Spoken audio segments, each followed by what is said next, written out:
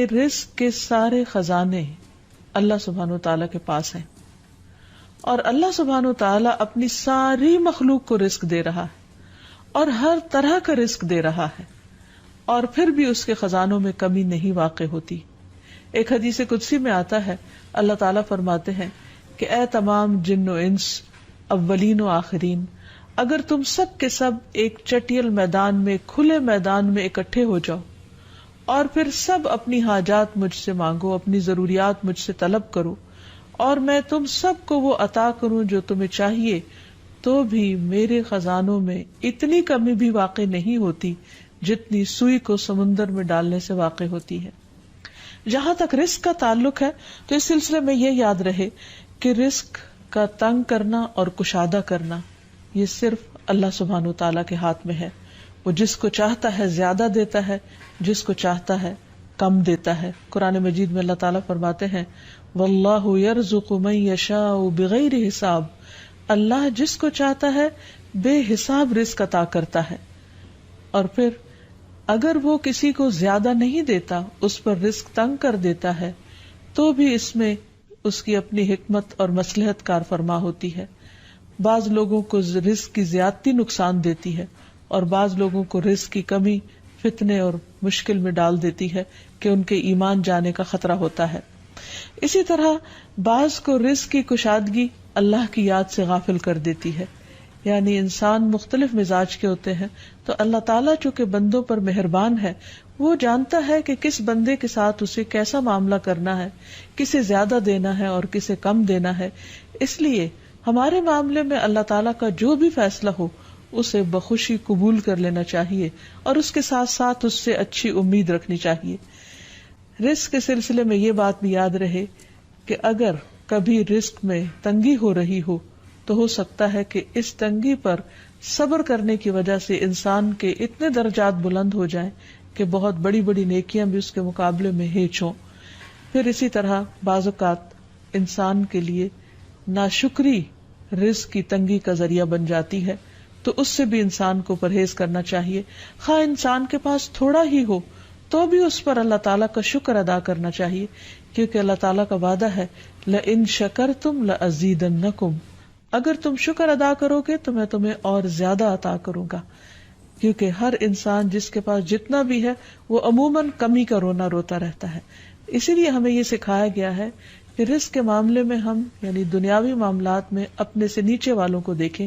کہ ان کے پاس کیا ہے، تو انسان کے پاس جو کچھ بھی ہو انسان اس پر راضی ہو سکتا ہے، مطمئن ہو سکتا ہے، خوش ہو سکتا ہے، اور اللہ تعالیٰ کا شکر گزار ہو سکتا ہے۔ اور یہ ہمیشہ یاد رکھے کہ اصل میں الرزاق تو اللہ تعالیٰ ہی ہے۔ اس لیے جب بھی رزق کے معاملے میں کسی بھی قسم کی کوئی مشکل ہو، اونچ نیچ ہو، تو فوراً اللہ تعالیٰ کی طرف انسان رجوع کرے اور اللہ تعالیٰ سے خوب خوب دعائیں کرے، کیونکہ وہ دعاؤں کا سننے والا ہے۔ لیکن بات یہ ہے کہ انسان جب اللہ سے مانگے تو پورے یقین کے ساتھ مانگے، امید رکھ کے مانگے، اور کسی بھی قسم کی مایوسی کا شکار نہ ہو، کیونکہ دعا ان تمام چیزوں میں فائدہ دیتی ہے جو نازل ہو چکی ہیں، اور ان میں بھی فائدہ دیتی ہے جو نازل نہیں ہوئی، یعنی وہ تمام مشکلات جو انسان پہ پڑ چکی ہیں یا آئندہ آنے والی ہیں، ان دونوں کے سلسلے میں دعا کرنا انسان کو فائدہ دیتا ہے۔ لیکن یہ یاد رہے کہ دعا کی قبولیت کے لیے انسان اپنی طرف سے بھرپور کوشش کرے، اور اس میں ایک کوشش یہ کہ جب اللہ سے مانگے تو پہلے اللہ سبحانہ وتعالیٰ کی تعریف کے کلمات کہے، تسبیحات پڑھے، اور پھر اس کے ساتھ ساتھ درود شریف پڑھے، کیونکہ نبی صلی اللہ علیہ وسلم نے فرمایا کوئی شخص اس طرح دعا نہ کرے کہ اے اللہ اگر تو چاہے تو مجھے روزی دے، بلکہ پختگی کے ساتھ سوال کرے، پورے عزم کے ساتھ سوال کرے، کیونکہ اللہ جو چاہتا ہے کرتا ہے اور اس پر کوئی جبر کرنے والا نہیں ہے۔ اور جب بندہ اللہ سے رزق مانگتا ہے تو اللہ تعالیٰ اس کو عطا کرتا ہے۔ نبی صلی اللہ علیہ وسلم نے فرمایا جب تم اللہم ارزقنی کہو گے تو اللہ تعالیٰ فرمائے گا میں نے رزق دینے کا فیصلہ کر لیا، یعنی جب تم کہو گے کہ اللہ مجھے رزق دے تو اللہ تعالیٰ تمہیں جواب دے گا کہ ہاں میں تمہیں رزق دوں گا۔ اس لیے اس حوالے سے مکمل طور پر اللہ سبحانہ وتعالیٰ پر بھروسہ کرنا چاہیے، اللہ تعالیٰ کا تقوی کرنا چاہیے، یعنی اللہ تعالیٰ سے ڈرتے رہنا چاہیے، اور رزق کی تلاش میں حرام راستے اختیار نہیں کرنے چاہیے، کیونکہ اللہ سبحانہ وتعالیٰ کا وعدہ ہے وَمَن يَتَّقِ اللَّهَ يَجْعَل لَّهُ مَخْرَجًا وَيَرْزُقْهُ مِنْ حَيْثُ لَا يَحْتَسِبُ، جو اللہ کا تقوی اختیار کرے گا اللہ تعالیٰ اس کے لیے مشکل سے نکلنے کی کوئی راہ ضرور بنا دے گا، اور اس کو وہاں سے رزق عطا کرے گا جہاں سے وہ سوچتا بھی نہیں ہوگا، یعنی اس کا وہم و گمان بھی نہیں ہوگا، اس کا خیال بھی نہیں ہوگا۔ اللہ تعالیٰ غیب سے ایسے اسباب پیدا کر دے گا جن کے بارے میں انسان نے کبھی سوچا نہ ہوگا، لیکن شرط یہ ہے کہ جب انسان کے اوپر آزمائش کا وقت ہو تو اس وقت وہ اللہ تعالیٰ سے حلال ہی کو طلب کرتا رہے اور پریشان ہو کر حرام راستے اختیار نہ کرے۔ اللہ تعالیٰ کا وعدہ ہے کہ اگر کوئی اللہ سے ڈرتا ہے، اللہ کی اطاعت کرتا ہے، اللہ کی نافرمانی سے بچتا ہے، تو پھر ایسی صورت میں اللہ تعالیٰ اس پر آزمائش کے ختم ہونے کے بعد آسمان و زمین سے برکتوں کے دروازے کھول دے گا۔ پھر یہ کہ انسان کو اللہ کی تقسیم پر راضی رہنا چاہیے، اگر اپنے سے زیادہ کسی کو ملا ہے تو اس پر حسد نہیں کرنا چاہیے، اور اگر اپنے سے کم کسی کے پاس ہے تو اس کے اوپر اس کو حقیر نہیں سمجھنا چاہیے، بلکہ انسان کی قدر کرنی چاہیے، اور ہمیشہ یہ سوچنا چاہیے کہ اس کو مجھ سے زیادہ دینے والے کو بھی دینے والا رب ہے، مجھے بھی میرے رب نے ہی دیا ہے، اور جس کے پاس کم ہے اس کا بھی مالک وہی ہے۔ اور یہ بھی انسان یاد رکھے کہ انسان جب حرام سے بچتا ہے، غلط راستوں سے بچتا ہے، اللہ تعالیٰ کی فرما برداری کرتا رہتا ہے، اس کا شکر ادا کرتا رہتا ہے، تو اللہ تعالیٰ اس کو حلال طریقوں سے بھی رزق عطا کرتا ہے۔ حدیث میں آتا ہے کہ رزق کی تلاش میں میانہ روی اختیار کرو، یعنی بہت ڈیسپریٹ نہ ہو جاؤ، اللہ تعالیٰ ضرور دروازہ کھولے گا۔ کہیں ایسا نہ ہو کہ رزق کا مؤخر ہونا یعنی ڈیلے ہونا تمہیں اس بات پر اکسا دے کہ تم اللہ تعالیٰ کی نافرمانیاں کرنے لگو، یعنی نافرمانی کے ذریعے اس کا رزق تلاش کرو۔ یاد رکھو جو کچھ اللہ تعالیٰ کے پاس ہے وہ اس کی اطاعت سے ہی حاصل کیا جا سکتا ہے، اور اس سلسلے میں خصوصی طور پر استغفار بہت کارآمد ہے کہ انسان اپنے گناہوں کی معافی مانگتے ہوئے اللہ تعالیٰ سے رزق کے لیے دعا کرے، پھر اسی طرح رشتہ داروں کے ساتھ اچھا سلوک کرے، کیونکہ نبی صلی اللہ علیہ وسلم نے خاص طور پر یہ بات فرمائی ہے کہ جو شخص یہ چاہتا ہے کہ اس کی عمر دراز ہو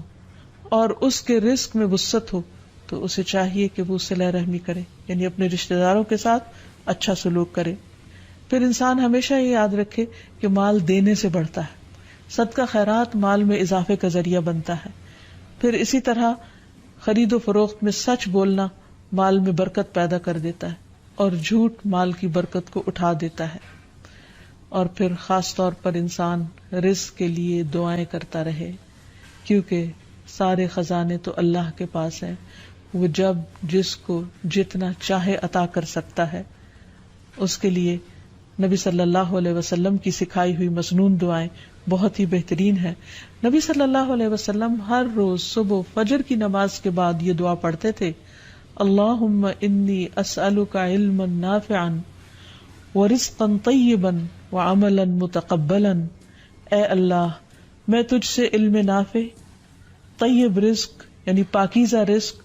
اور مقبول عمل کا سوال کرتا ہوں، یعنی ایسے عمل کی توفیق دے جو تیرے ہاں قبول ہو جائے، تجھے پسند آ جائے۔ اور اس کے ساتھ ساتھ انسان کو حرام سے بچنے کی دعا کرنی چاہیے۔ اس سلسلے میں آپ صلی اللہ علیہ وسلم نے جو دعا سکھائی وہ ہے اللہم اکفنی بحلالک عن حرامک واغننی بفضلک عمن سواک، اے اللہ اپنے حلال کے ذریعے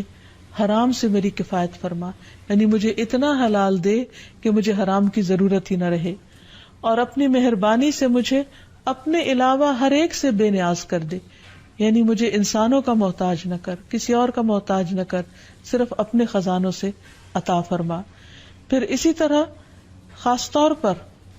بڑھاپے کی زندگی کے لیے وسعت رزق کی دعا کرنی چاہیے، کیونکہ جب انسان بوڑھا ہو جاتا ہے تو اس کے اعضاء کمزور ہو جاتے ہیں، وہ اپنے لیے خود کچھ کمائی نہیں کر سکتا، وہ دوسروں پر ڈیپینڈنٹ ہو جاتا ہے، تو اس وقت وسیع رزق کی دعا سکھائی گئی۔ فرمایا اللہم اجعل اوسع رزقک علی عند کبر سنی وانقطاع عمری، اے اللہ جب میں بوڑھا ہو جاؤں اور میری عمر ختم ہونے لگے تو میرے رزق کو وسیع کر دے۔ اسی طرح اپنے لیے اور اپنی اولاد کے لیے وسیع رزق کی دعا کرنی چاہیے، جیسے ابراہیم علیہ السلام نے دعا کی تھی، ربنا انی اسکنت من ذریتی بواد غیر ذی زرع عند بیتک المحرم ربنا لیقیموا الصلاة فاجعل افئدة من الناس تهوی الیہم وارزقهم من الثمرات لعلهم یشکرون۔ اے ہمارے رب، بے شک میں نے اپنی کچھ اولاد کو اس وادی میں آباد کیا جو کسی کھیتی والی نہیں، تیری حرمت والے گھر کے پاس، اے ہمارے رب، تاکہ وہ نماز قائم کریں۔ سو کچھ لوگوں کے دل ایسے کر دے کہ ان کی طرف مائل رہیں، اور انہیں پھلوں سے رزق عطا کر تاکہ وہ شکر ادا کریں۔ اور آخر میں یہ بات یاد رہے کہ انسان کے رزق میں اکثر اس کے اپنے گناہ رکاوٹ بن جاتے ہیں، اس لیے جب انسان ان گناہوں سے توبہ کرتا ہے، استغفار کرتا ہے، تو اللہ تعالیٰ رزق کے دروازے کھول دیتے ہیں، جیسے اللہ تعالیٰ کا وعدہ ہے۔ قرآن مجید میں آتا ہے، نوح علیہ السلام نے اپنی قوم سے کہا کہ اپنے رب سے معافی مانگ لو، بلا شبہ وہ بڑا معاف کرنے والا ہے، وہ تم پر آسمان سے خوب بارشیں برسائے گا اور تمہاری مال اور اولاد سے مدد کرے گا، تمہارے لیے باغ پیدا کرے گا اور نہریں جاری کرے گا۔ تو اس سے یہ پتہ چلتا ہے کہ دنیا میں جتنی بھی راحتیں اور رزق کی قسمیں ہیں، ان سب کی کنجی استغفار ہے۔ تو اس لیے انسان کثرت سے اپنے گناہوں پر توبہ کرتا رہے۔ حقیقت یہ کہ اللہ کا کلام سچا ہے اور ہمیں اس پر ایمان لا کر پورے یقین کے ساتھ، وثوق کے ساتھ دعا مانگنی چاہیے کہ ہم انشاءاللہ استغفار کریں گے تو آسمان سے اور زمین سے رزق اگلنے لگے گا، ابلنے لگے گا۔ اللہ تعالی ہمیں اپنی رحمتوں سے نوازے۔ اور استغفار کے لیے سمپل، اے اللہ مجھے بخش دے، اے اللہ مجھے معاف کر دے، اے اللہ میرے اگلے پچھلے سارے گناہوں کو معاف کر دے، اللہم اغفر لی، استغفر اللہ ربی من کل ذنب واتوب الیہ۔ اور سچے دل سے انسان توبہ کرتا رہے تو اللہ تعالیٰ کو مہربان پائے گا۔ وآخر دعوانا ان الحمد للہ رب العالمین۔ السلام علیکم ورحمۃ اللہ وبرکاتہ۔